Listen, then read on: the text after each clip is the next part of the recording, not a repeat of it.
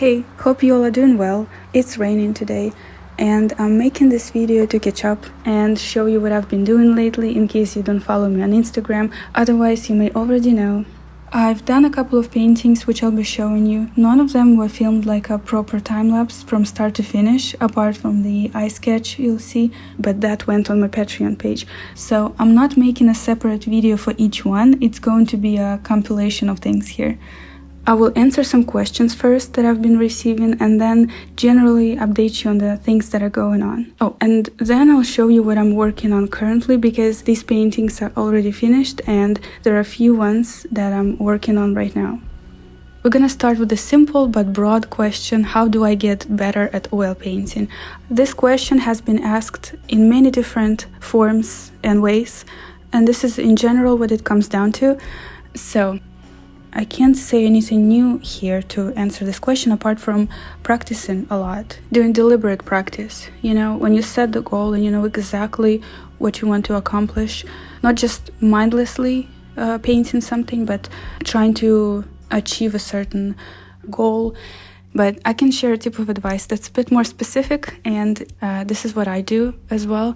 Put the notes on the wall or close to your easel in your working area to remind yourself of, for example, the mistakes you want to avoid if you've been repeating the same common ones, or what to do. For example, my notes say, check the symmetry and proportions as you go, to remind myself to assess the painting every now and then in the process. Then pay attention to the highlights and lights.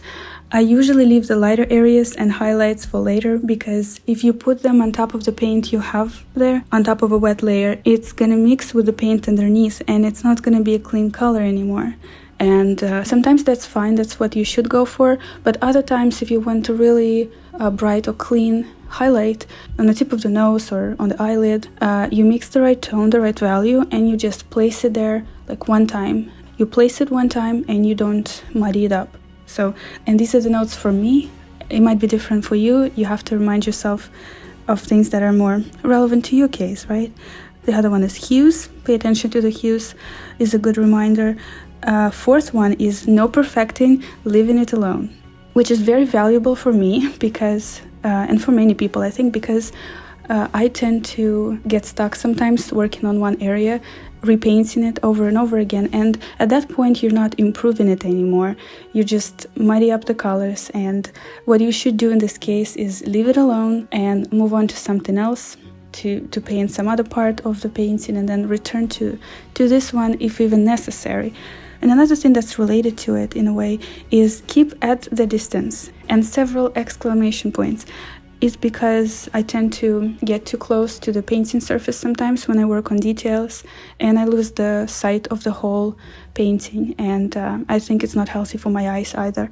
So I have to remind myself to sit back a little bit, and yeah, so all of these things are helpful when you have them in front of you and you can see them right there as reminders. So I do implore you to try it if you don't.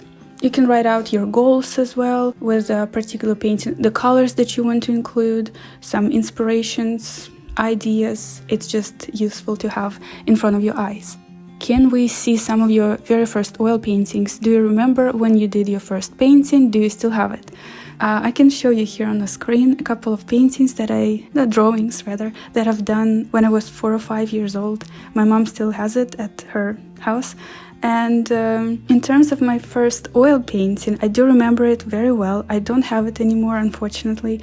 I painted a vase with flowers and I have destroyed it the same evening out of frustration because it wasn't working out the way I wanted to, which is not surprising, but I think that I would prefer to have it rather. Like, would be cool to still have it. Tips for painting really pale white skin.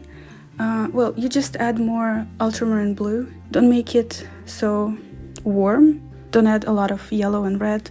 Maybe add more titanium white to it, but also keep in mind that no matter which skin tone you paint, no matter which portrait you paint, you have to make sure that the dark areas are dark enough, that the areas in the shadow have the proper value. Because if you paint the whole portrait using only light colors, then it's going to be very flat. It won't have depth. It will look cartoonish and not realistic. So remember as well to put the shadows, to put the darks there. Pay attention to values first and foremost. Which classical and modern period painters do you take as an example? Sargent, Zorn, there are a lot of Russian painters that are just amazing. From the contemporary ones, there are many people that they're artists who I look up to and get inspired by. I would want to be friends with some of them because they seem to be like such cool people, and the work they do is amazing. How did people react to your decision to become a painter? To be honest, I never announced it to anyone when I started. I was just practicing a lot. I knew that certain things that I wanted to do, but it's not that I had a discussion with anybody. I just gradually started to put in the work and try certain things. For those who don't know, I have a Bachelor of Architecture degree. I started painting with oils when I was still at university, and then I graduated and I had some odd jobs at that time, and I did some architecture jobs as well, and kind of balanced that and started to pursue art more seriously.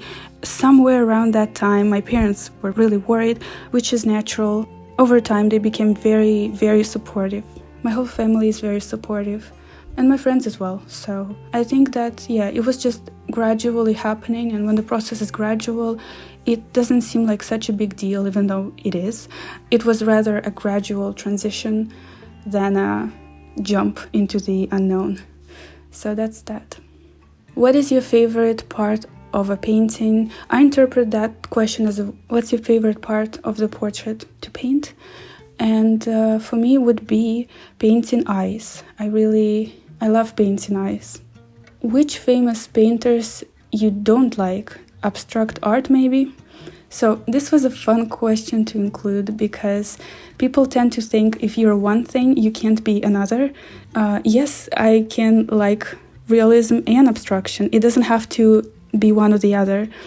I've been mixing realism and abstraction in my work for years now. I find it to be very interesting to see how these two worlds can collide in one piece. In general, I think that there is no style that I don't like or appreciate. There might be works of art that I don't quite understand, or maybe not my thing, but it's not the whole style. It might be particular artwork, but I can't name a style that I don't like because I like so many things. But it's fun when people just put you in a box and think, okay, so you paint realistically, you must like this and nothing else. In reality, it's not mutually exclusive. Well, that's my opinion anyway. Is there a non-toxic replacement for turpentine? Okay, so I don't use turpentine or any solvents in my painting process. I have stopped using them a long time ago. I just use linseed oil as medium. You can use stand linseed oil, you can use poppy oil, safflower oil. There are many options, but you just use oil and you don't need to add any toxic substances to it. I only have odorless mineral spirits as well that I use to clean my brushes when there's paint that dried in them or on them, right? When it's really hard to get it out of the brushes, I soak them in solvent and then wash them, but this is really the only time when I use it. Generally, I wash my brushes gently with warm water and soap, and it works great.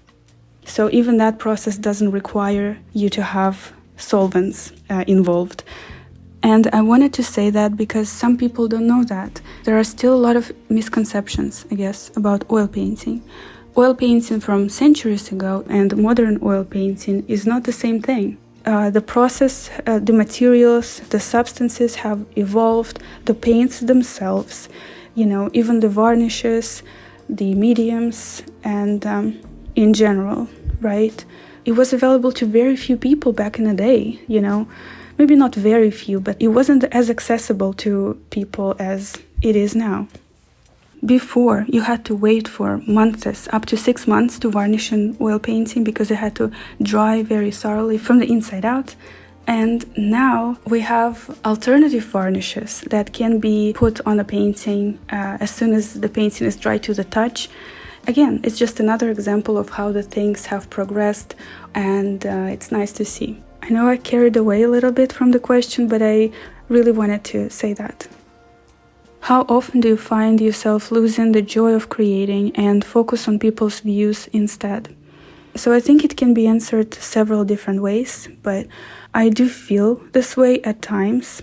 But it's better when I don't use social media too much, because when I do, I get very focused on people's feedback about my art, and even though it can be very useful, it can also lead me in the wrong direction. I have to remind myself that I have to create, paint what I want to do, what comes naturally to me, rather than trying to please people or follow a trend or something like that.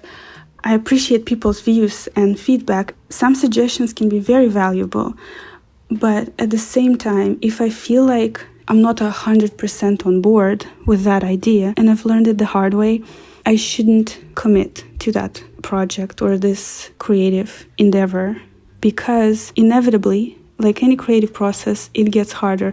You can start with an exciting idea, but you still go through the ugly stages, through a lot of effort. As soon as it's gonna get hard, if you're not very excited about the vision to begin with, or idea to begin with, you're just gonna be in a bad mood. You're gonna push yourself too hard, and then you will have to recover from the whole experience. And I've done that before several times, but right now you just have to filter what is really meant for you and is a good idea for you, and something that you will enjoy, or it is something that's been maybe forced on you, or it's somebody else's opinion of what you should do. And in this case, you should listen to yourself more. I hope that makes sense.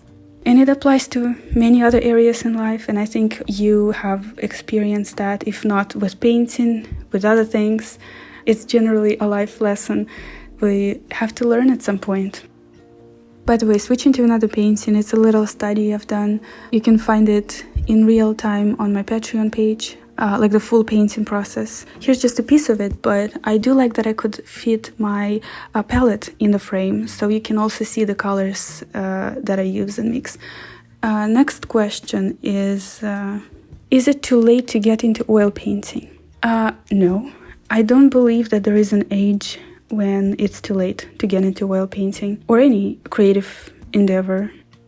It would be more logical for me to see if somebody in their late 30s asked that question. You know, the older you get, the more complicated it gets, because you have other things that take up your time. But I really believe that you can start anytime, as long as this is something you really want to do. I'll answer a few more questions that didn't come from Instagram, but how have you been spending your days? So I've been in the Netherlands for a little while. I'm in the province called Zeeland, which is in the south. It's the same place where Van Gogh is from, which is really exciting, but I'm not in the same city. I'm in a little town called Koudekerke. Yes, that's where I am. Dutch is a very interesting language, and it's hard. After a few weeks here, I'll go to live closer to Amsterdam. I also have my aunt here, who I've never met yet in person, believe it or not. And I will meet up with her, and there are a lot of museums there and exhibitions that I can't wait to go to. So that's going to be really exciting. And I have other plans there as well. It's literally so exciting. There is a partial lockdown right now here, but it's not too strict, especially if you're vaccinated. Most places are open. They just close pretty early. So hopefully most of the places that I do want to go to will be accessible. I have all the essentials from my studio to be able to paint. I don't have the easel here or a variety of tools, but I do have everything that's needed on the basic level, and maybe a little bit more than the basic level. So I do paint here and take walks and explore. Talk about your current challenges. I have been feeling a little bit of an imposter syndrome lately, you know what I mean? I have periods of time when I doubt my competence, right? I know that I can do a lot, and I am appreciative of things that I get to do, and I am working hard, but it feels like I can work harder, you know? I can do more, I can work harder. It's like never enough. Overall, I feel great. I feel like I'm in a really good place in my life. But if we do talk about challenges, then that would be the one that comes to mind first. You know, I think that it's not a foreign feeling to many people. If you feel it just a little bit, it can be a good thing because it can be a source of motivation to do better, maybe. I would like to know your thoughts about it and maybe share some of your current challenges and we can support each other. Do you paint without a reference? Now, usually I do use references for my work, but recently I've actually attempted to paint without a reference at all. I have a few images as inspiration for it, but it is a completely made-up person and it's not based on a specific photograph. It's such a challenge, but I like that. I think that it is something new and it's not the same process even. I started this painting from the background, which I never do, because I got inspired by these colors and wanted to put them together to create a certain atmosphere from the start. I've been seeing this color scheme a lot. Here are some examples. These are literally the paintings that I have on the walls of the house I'm staying in. A lot of green, blue paired with yellow tones, and I suddenly had this urge to include it everywhere. So it feels fresh is what I'm trying to say. This whole approach feels different. Now I'm almost done with the portrait itself, but not the whole painting. And I think that's it. I just want to show you the progress I've been making with another painting, which I do have the reference for, and it is my lovely sister who posed for me, and here it is. So I woke up quite late today. I managed to finish this last night. I'll be working more on it today. Excuse my voice, I'm still sleepy. But this is the first look at the work that I've done yesterday. So I think it's pretty good.